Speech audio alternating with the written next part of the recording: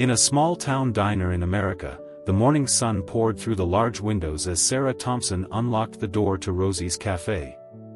The familiar sounds of the bustling street outside mingled with the soft chime of the bell above the door, signaling the start of a new day. Sarah was ready to greet her regulars with her customary smile, but her expression faltered when she saw a man walk in wearing a bright red MAGA hat. The diner was situated in a progressive neighborhood where such symbols often ignited heated discussions and dissent. As the man settled into a booth, an uneasy hush fell over the cafe. A table of college students exchanged pointed glances, their whispers echoing disapproval, while an older couple frowned, clearly uncomfortable with his presence. Despite the tension, Sarah approached the man with her notepad. "Good morning.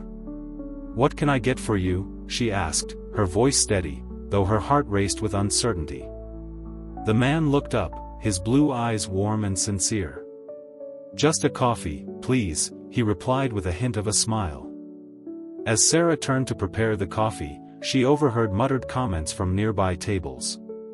"Can you believe he's here?" one student scoffed. "How disgusting," another chimed in. Sarah's chest tightened, but she reminded herself of her duty as a waitress, to treat every customer with respect, regardless of their appearance or beliefs. After pouring the coffee, she brought it to the man's table. "Here you go," she said, forcing a smile, hoping to ease the tension in the air. "Thank you," he replied, lifting the cup to his lips. Just as the atmosphere seemed to settle, Karen, the cafe manager, stormed out of the kitchen. Her sharp heels clicked against the tiled floor as she approached Sarah with an authoritative glare. "Sarah!" Karen hissed, gesturing toward the man. "What's he doing here?" "He's just having coffee," Sarah replied, confused by the urgency in Karen's tone. "Do you see that hat?" Karen's voice was low but fierce. "It's going to offend people. Get rid of him." Sarah's stomach twisted at the unfairness of the demand. "I can't just kick someone out because of a hat. That's not fair." "If you won't do it, I will," Karen snapped, marching over to the man's booth. The room fell silent, all eyes fixed on the unfolding confrontation, tension thick in the air. "Excuse me," Karen said, her tone harsh. "I'm going to have to ask you to leave." The man looked up, surprised and confused. "Did I do something wrong?" "Your presence is making my customers uncomfortable," Karen replied, crossing her arms defiantly. The man furrowed his brow but remained calm. "I'm just drinking my coffee. I didn't realize my presence was an issue." "It's the hat," Karen insisted, her voice rising slightly. "Take it off or leave." Before the man could respond, a voice rang out from the back of the diner. "That's ridiculous." It was Tom, a retired veteran who frequented the diner every morning. "Since when do we throw people out for wearing hats? This is America." "Yeah," chimed in a young woman at the counter. "He's not bothering anyone. Leave him alone." Karen's face flushed as more customers voiced their support for the man. "This is discrimination," an older couple added, glaring at her. Realizing she was losing control of the situation, Karen's jaw tightened. The man in the booth looked around, a mixture of surprise and gratitude on his face. "Look," he said calmly, "I didn't come here to cause trouble. I just wanted a cup of coffee. But I appreciate those of you who stood up for me. It's nice to see kindness still exists." With that, he placed a $50 bill on the table, adding, "Keep the change," before making his way to the door. He paused to thank Sarah quietly, and as the bell jingled behind him, the diner fell into a heavy silence. Karen turned to Sarah, her face a mask of fury. "You're done here." Sarah's heart sank, but before she could respond, Tom slammed his coffee cup on the counter.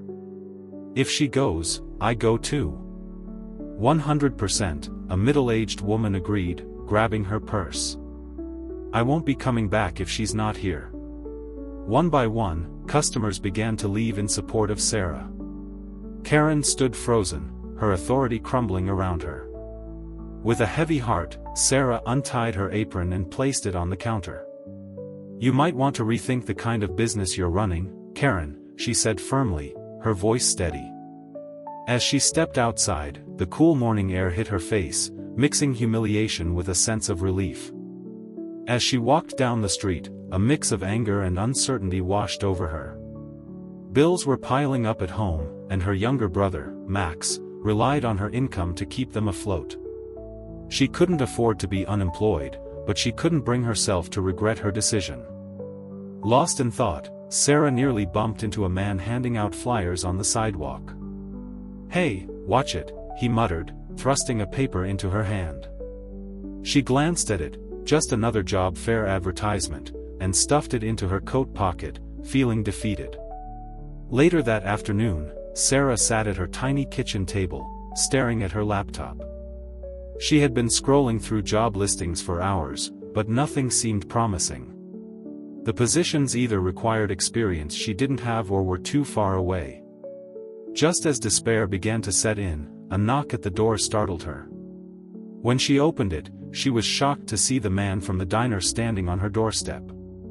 "Hi," he said, holding up his hands in a calming gesture. "I'm not here to cause trouble. I wanted to find you and thank you for standing up for me." "How did you find me?"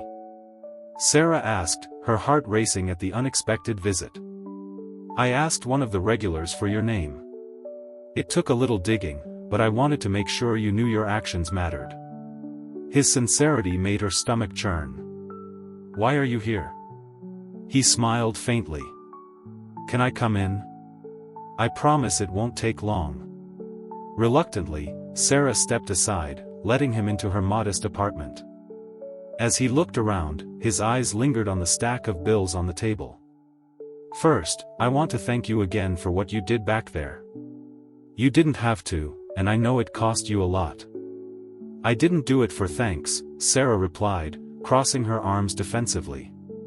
"That's exactly why I'm here," he said, pulling a folded piece of paper from his pocket. "I think you deserve to know the truth." As she unfolded the paper, her breath caught in her throat. It was a photo of soldiers standing in front of a military truck. One of them was her father. "My name is Jack Callahan," he said, watching her reaction closely. "Your father and I served together overseas. He saved my life during an ambush." Sarah sank into a chair, emotions swirling. "I didn't know. My father rarely talked about his time in the military." Jack nodded. "After the war, I lost track of him. It wasn't until a few years later that I learned he had passed. I've been trying to find his family ever since. When I saw you at the diner today, I recognized you immediately. You have his eyes." Tears filled Sarah's eyes as she studied the photo. "Why were you wearing that hat? Do you know how much trouble it caused?" Jack's expression softened. "I wear it because it's a reminder of what I fought for. I know it's a polarizing symbol, but for me, it represents the sacrifices men like your father made. I didn't expect it to cause such a stir in a diner, though." Sarah leaned back, struggling to process everything. "So what now? You found me, what do you want?" "I want to help you," he said, reaching into his jacket and pulling out an envelope. He placed it on the table in front of her. "This is for you." With trembling hands, Sarah opened the envelope. Inside was a check for $5,000. Her eyes widened in shock. "I can't accept this," she exclaimed, pushing it back toward him. "Yes, you can," Jack insisted firmly. "Think of it as a thank you, for your father, for you, and for standing up for what's right." Tears streamed down Sarah's face. She wanted to argue, to protest, but the truth was she needed the money desperately. Still, accepting it felt complicated. "I don't know what to say," she whispered. "You don't have to say anything," Jack replied gently. "Just promise me one thing, don't stop standing up for what you believe in. Your father would be proud." With that, Jack walked to the door. Before leaving, he turned back. Oh, and Sarah, don't let people like Karen get to you. They're not worth it. As the door closed behind him, Sarah sat at the table, staring at the check in her hands. For the first time in weeks, she felt a glimmer of hope. She knew this was not the end. She had to take action against the discrimination she witnessed. The next morning, Sarah woke up with renewed determination. The check from Jack had eased some of her immediate worries, but it didn't erase the bitterness of how Karen had treated both her and Jack at the diner. Something needed to change, not just for her, but for everyone who might find themselves in a similar situation. Sarah sat at her kitchen table, staring at her laptop. With her savings, Jack's generous gift, and her growing resolve, she began researching workplace discrimination laws, freedom of expression, and employee rights. Her anger toward Karen transformed into a productive drive to hold her accountable. By mid-afternoon, Sarah found herself standing outside Rosie's cafe. It felt strange to be back so soon, but she wasn't here to work, she was here to set things right. Inside, the familiar clatter of plates and the hum of chatter greeted her, but the energy felt different. Several regulars were absent, likely still upset about the previous day's events. Spotting Karen behind the counter, Sarah took a deep breath and walked in. The bell jingled overhead, and Karen's eyes snapped toward her, darkening immediately. "What are you doing here?" she demanded, her voice sharp. "I thought I made it clear you're not welcome." "I'm not here to work for you again," Sarah replied, standing tall. "I'm here to talk." Karen rolled her eyes dismissively. "I don't have time for this." "Make time," Sarah said firmly, her voice carrying across the diner as several heads turned to watch. "What you did yesterday wasn't just wrong, it was illegal." Karen froze, her eyes narrowing. "Excuse me?" "You fired me for refusing to discriminate against a customer," Sarah asserted. "That's a violation of labor laws and basic human decency." Karen scoffed. "I didn't fire you for that. I fired you for insubordination." Sarah took a step closer, her voice steady. "Is that what you're going to tell everyone when this goes public? When the media hears about how you tried to kick someone out because of their beliefs? I've already spoken to a lawyer, and trust me, they're interested." Karen's face turned pale as she glanced around nervously. A few remaining customers were openly staring, whispering among themselves. Even a delivery driver who had paused mid-argument was watching the exchange unfold. "Listen," Karen hissed, lowering her voice. "I don't need this drama right now." "Then do the right thing," Sarah urged. "I want an apology, to me, to Jack, and to the customers you drove away with your behavior. You need to start treating your employees and customers with respect, no matter who they are or what they believe." Karen's mouth opened and closed, her expression a mix of anger and fear. For a moment, it seemed like she might explode, but the weight of the eyes on her and the threat of legal action seemed to deflate her. "Fine," she muttered, barely audible. "Louder," Sarah insisted, her voice unwavering. "So everyone can hear." Karen's face flushed with humiliation. "I'm sorry," she said, her tone begrudging. "Good," Sarah replied. "Now, if you'll excuse me, I have somewhere to be." As she left the diner, Sarah felt a sense of accomplishment. But she knew this wasn't just about Karen, she wanted to make a broader statement about kindness, fairness, and standing up for what was right.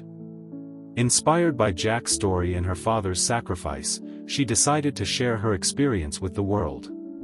Sitting in a nearby park, Sarah composed a post for social media, detailing what had happened at the diner, Jack's kindness, and the importance of treating everyone with respect, even when their beliefs differed.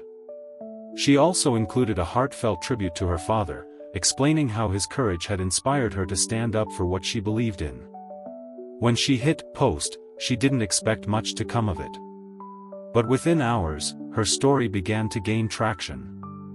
Comments flooded in, some supportive, others critical, but all engaged with the deeper conversation she wanted to start. People began sharing her post, and soon local news outlets picked up the story. By the next morning, Sarah's phone was buzzing non-stop with notifications.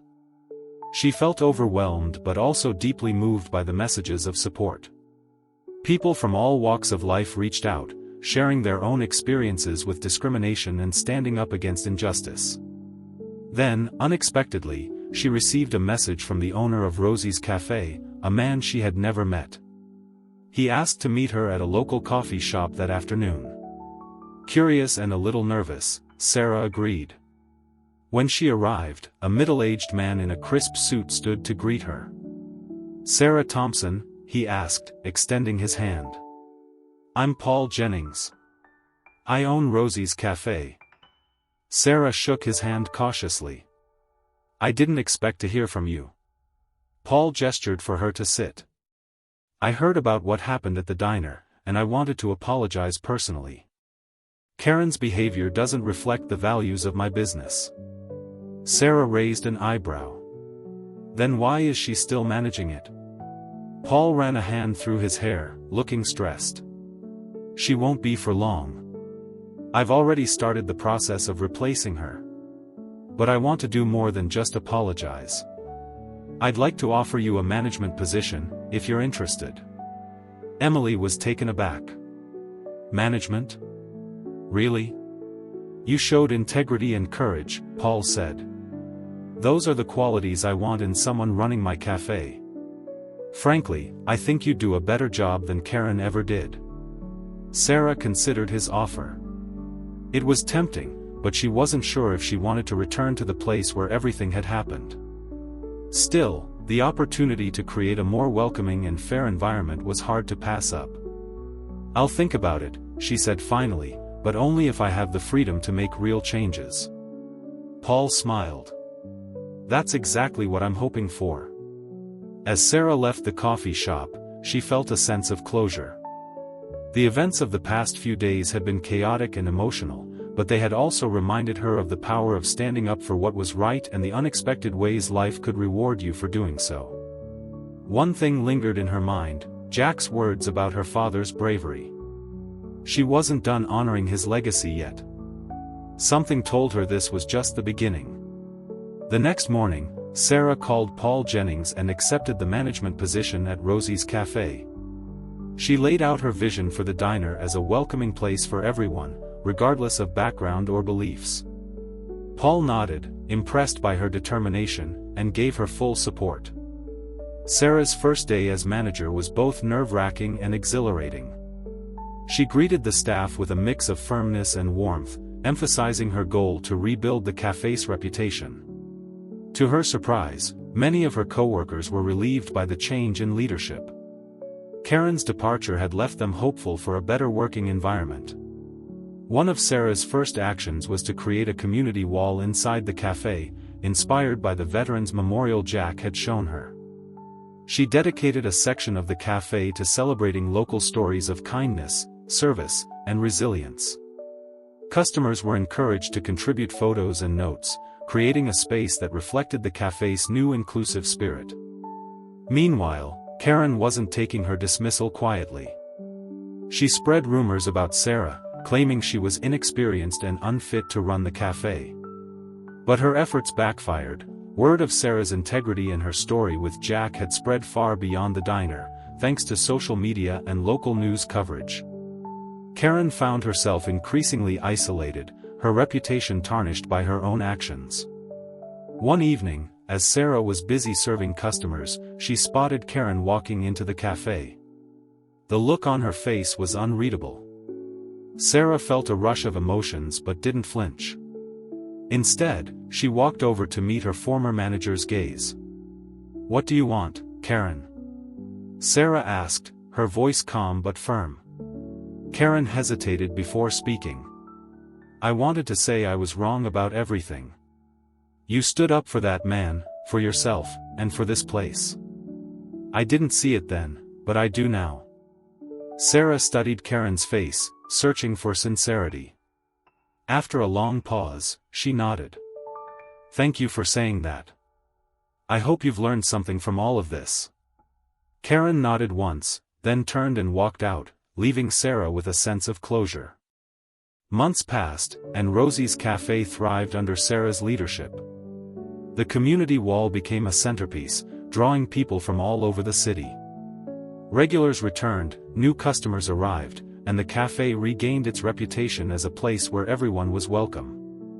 One afternoon, as Sarah refilled a customer's coffee, she spotted Jack sitting in the same corner booth he had occupied on that fateful day. He waved her over, and she joined him with a smile. "How's the new manager doing?" Jack asked, grinning. "Busy, but good," Sarah replied, laughing. "Really good." Jack leaned back, a satisfied look on his face. "Your dad would be proud." Sarah's smile softened. "Thank you, Jack, for everything." As Jack left, Sarah glanced at the community wall. Her father's photo now hung alongside dozens of others, each telling a story of courage and kindness. Her heart swelled with gratitude and determination. She had found her path, not just as a manager, but as someone who stood for fairness, compassion, and the legacy of a hero. And she knew this was only the beginning of her journey.